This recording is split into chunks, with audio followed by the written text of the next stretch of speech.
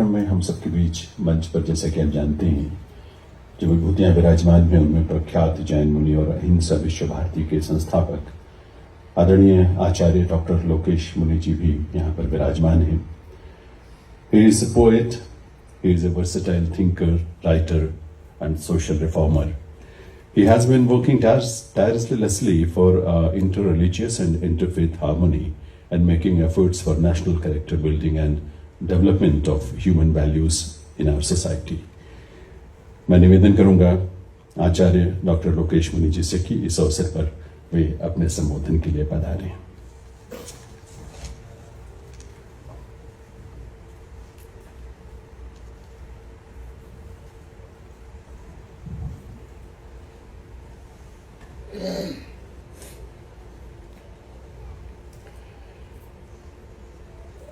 भारत सरकार के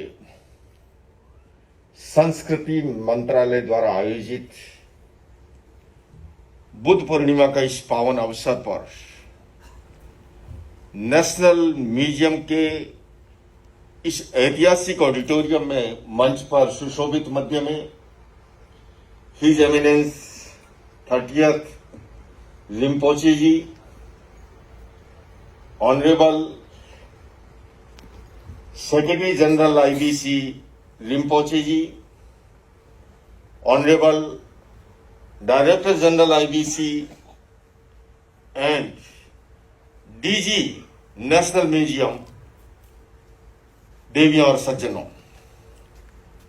आज का दिन एक अलौकिक दिन है और वो अलौकिक दिन इसलिए है कि भगवान बुद्ध का जन्मदिन भी, बोधि प्राप्त दिन भी और निर्वाण दिन भी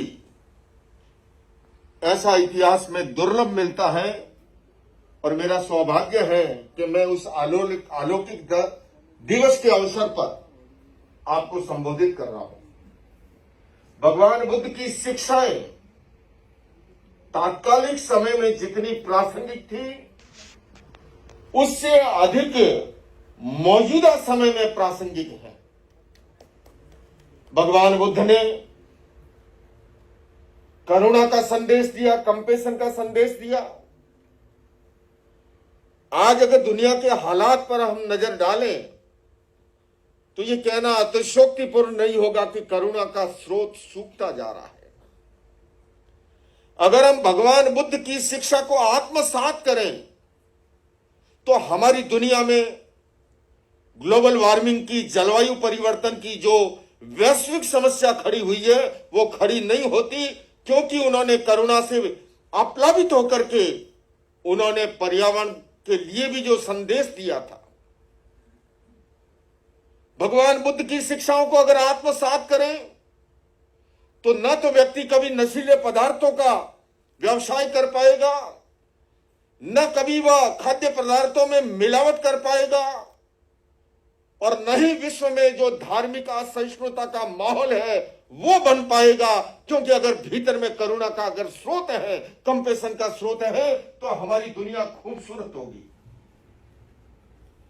भगवान बुद्ध ने कहा कि अज्ञान सबसे बड़ा दुख है। मैं अधिक लंबा समय नहीं लेता हुआ बुद्ध पूर्णिमा के इस पावन अवसर पर आपसे निवेदन करना चाहूंगा कि आइए हम सब मिलकर के ज्ञान के प्रकाश को दुनिया तक फैलाएं। और जब कार्यक्रम भारत सरकार के संस्कृति मंत्रालय के द्वारा जब आयोजित है, मैं सरकार से भी निवेदन करना चाहूंगा, मौजूदा समय में एजुकेशन सिस्टम लेफ्ट हेमिस्फीयर को जगाने पर ज्यादा ध्यान देता है, जो बुद्धि, गणित और तर्क के लिए रिस्पॉन्सिबल है। किंतु हमारा राइट हेमिस्फीयर जो इंट्यूशन पावर के लिए जिसकी बात भगवान बुद्ध ने की थी, इंट्यूशन पावर के लिए, स्पिरिचुअल डेवलपमेंट के लिए रिस्पॉन्सिबल है, वो आज सोया पड़ा है। शारीरिक शिक्षा पे ध्यान दिया जा रहा है, बौद्धिक शिक्षा पे ध्यान दिया जा रहा है, किंतु आज अपेक्षा है भगवान बुद्ध की उन शिक्षाओं को आत्मसात करते हुए हम मेंटल डेवलपमेंट, इमोशनल डेवलपमेंट के क्रम को आगे बढ़ाएं और एजुकेशन सिस्टम में वैल्यूलेस एजुकेशन को इंट्रोड्यूस करें तो हमारी दुनिया और अधिक खूबसूरत होगी। और मैं समझता हूं भगवान बुद्ध को यह हमारी सबसे बड़ी आदरांजलि होगी उनके प्रति। मैं इस अवसर पर आईबीसी के पदाधिकारियों को धन्यवाद देना चाहता हूं, संस्कृति मंत्रालय को धन्यवाद देना चाहता हूं कि उन्होंने मुझे आमंत्रित किया एक जैन मुनि को। हालांकि प्रसंगवश मैं कहूंगा कि हिज ऑनरेस दलाई लामा अनेक बार कहते हैं। एक बार यहां दिल्ली में ही कार्यक्रम था ओबेरॉय होटल में, और चलते हुए दलाई लामा मेरे हाथों में हाथ लिए हुए चल रहे थे। अचानक उनके कदम रुक गए और मुझे कहने लगे, लोकेश जी तुम जानते हो बुद्धिज्म और जैनिज्म एक ही मां की ट्विंस संतान है। तो आज इस मंच पर आकर के मुझे बहुत परम प्रसन्नता होती है। हम एक ही मां की जब ट्विंस संतान है तो एक संतान बुद्धिज्म के रूप में, एक संतान जैनिज्म के रूप में। आइए बंधुओं हम मिलकर के आओ मिलकर बैठे आपस में बात करें, आओ मिलकर बैठे आपस में बात करें, 4 कदम ही सही चलने का साथ करें। यूं तो दूरी से दूरी बढ़ती जाएगी, कभी तो हम खुद से खुद की मुलाकात करें। ये खुद से खुद की मुलाकात, ये खुद से खुदा की मुलाकात, इसी को और शब्दों में भगवान बुद्ध ने कहा था, भगवान महावीर ने कहा था, अपदीवो भवे। अपने आप को जाने, अपने आप को पहचाने, अपने आप को खोजें। तो आज के दिन इस संकल्प के साथ हम आगे बढ़े।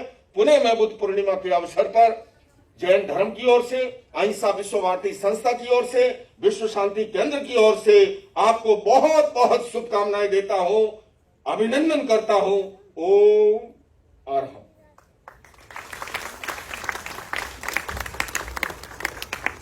बहुत बहुत आभार मान्यवर आचार्य डॉक्टर लोकेश मुनि जी के।